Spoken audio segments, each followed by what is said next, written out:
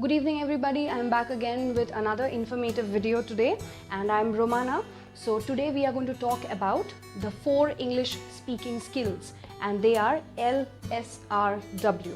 So what is LSRW? So before letting you know about what LSRW is, so I will request you all to please like, share and subscribe this channel Let's Connect, and there is a small notification bell just beside the subscribe button. I will request you all to please click that notification bell so that जब भी कोई भी नया video आए आप लोगों को उसका नोटिफिकेशन मिल जाए. Okay, so let's start. LSRW. What is LSRW? LSRW is जब हम लोग बात करते हैं हम लोगों को हमेशा याद रखना पड़ेगा कि जो हमारा बात सुन रहा है, ठीक है, उसको हम अपना मैसेज ठीक से दे पा रहे हैं कि नहीं, ठीक है. तो तब ये LSRW आपके दिमाग में काम करेगा. That is listening. तो आपको भी अच्छा लिसनर बनना पड़ेगा ताकि आपसे जो इंग्लिश में बात कर रहा है आपको उसका सारा बात समझ में आए, ठीक है. अकॉर्डिंगली आप उससे फिर बात कर पाओ. जो भी आंसर आपको देना है, जो भी बातचीत हो रहा है, उसका अगर हिस्सा बनना है in English, you will have to first listen properly and then according to what you listen you will have to react and speak and then the conversation will continue, right? So LS, listening and speaking, and then comes reading and writing, because अगर आप read कर पाते हो, समझ पाते हो जो भी आप read कर रहे हो, मतलब you are being able to translate it, right? And whatever you are writing, if you are confident in writing, then धीरे धीरे you will be able to speak confidently. Okay, so now LSRW का मतलब तो I guess मैं समझा पाई हूँ. So apart from LSRW, something that is very important in fluency is articulation. Articulation मतलब speaking clearly. हम लोग जब भी इंग्लिश बोलते हैं हमें क्लियरली बोलने का ज़रूरत है. हम लोग क्या करते हैं ना, कभी कभी बात को दबा के बोलते हैं, वर्ड्स को ठीक से प्रोनाउंस नहीं करते हैं. तो उसमें क्या होता है, ये जो कॉन्फिडेंस जो हम लोगों के अंदर है वो धीरे धीरे अपने में ही रह जाता है. You will never feel confident to speak, right. So ये जो इंटोनेशन फिर articulation, these are something like you know, these things are very much important. Okay, तो इसके लिए कुछ टिप्स है, कुछ ट्रिक्स है that I will tell you. ये वीडियो जब ख़त्म होगा उससे पहले मैं आपको वो टिप्स बता दूंगी. वो आप प्रैक्टिस कर सकते हो घर पे आराम से एंड उसका फ़र्क भी आपको पता चल जाएगा. ओके, तो उससे पहले we will talk about intonation today. एक तो हो गया आर्टिकुलेशन, मुंह खोल के बात करना. फिर एक हो गया इंटोनेशन, जब भी हम लोग बात करें जैसे वर्ड्स, क्वेश्चन, ठीक है. क्वेश्चन जब भी हम लोग बोले तो क्वेश्चन जैसा सुनने में आना चाहिए. जैसे व्हाट इज़ योर नेम, हम लोग कभी कभी बोलते हैं what is your name, where are you going. इससे क्या होता है ना, जो सुनता है उसको वो चीज़ में इंटरेस्ट नहीं लगता है कि आप क्वेश्चन पूछ रहे हो कि स्टेटमेंट बोल रहे हो, ठीक है.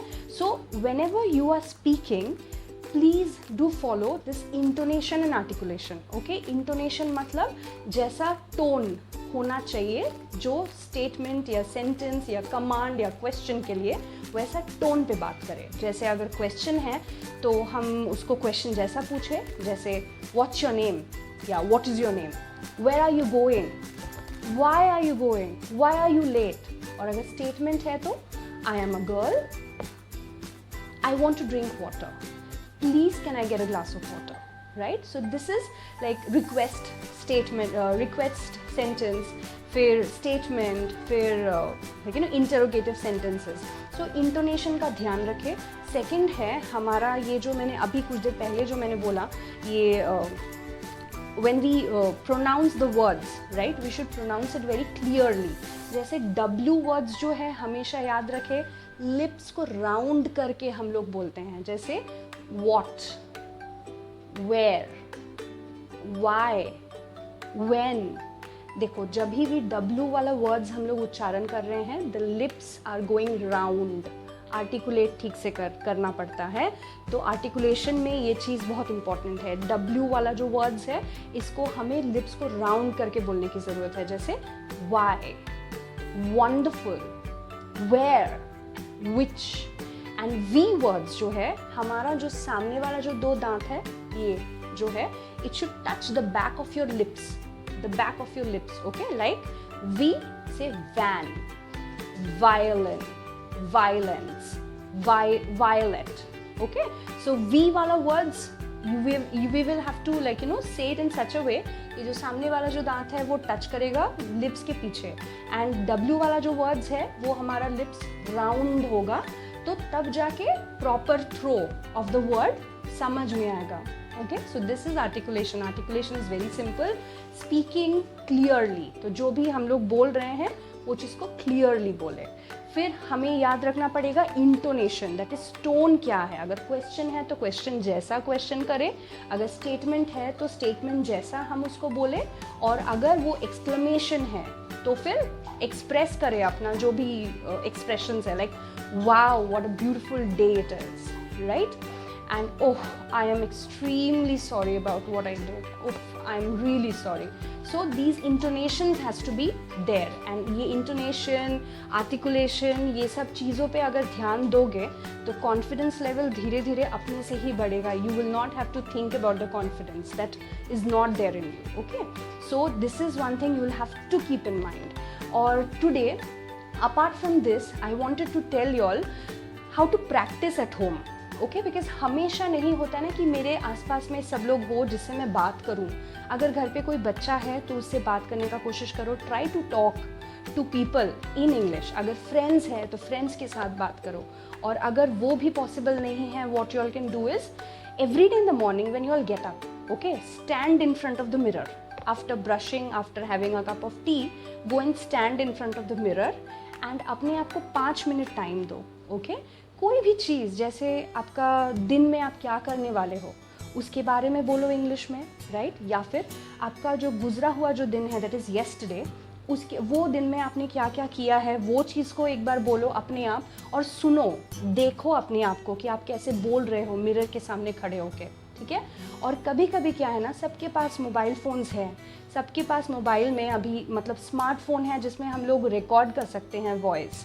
तो वॉइस रिकॉर्डर ऑन करो और नीचे रखो और मिरर के सामने खड़े होके 2 मिनट या 1 मिनट, कुछ भी जितना आपको कंफर्टेबल लगे उतना आप बोलो और उसको रिकॉर्ड करो. रिकॉर्ड करके दोबारा वो चीज़ को सुनो, ताकि कान में जब आप अपना ही वर्ड्स जब सुनोगे तो जो भी कुछ गलती हो रहा है या फिर कहीं पे आप जो रुक जा रहे हो, हिचकिचाहट जो हो रही है, वो आपको सुनाई देगा और समझ में आएगा.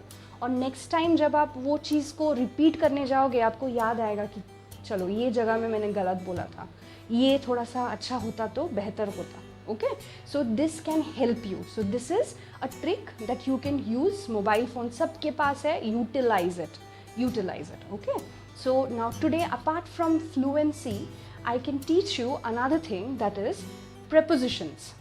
हम लोग लास्ट क्लास में हम लोग क्या किए थे, determiners, right, demonstrative words. So अभी today we are going to do prepositions, but prepositions में बहुत सारे preposition words हैं. Today I have decided that I will teach you all 3 words, that is on, above and over.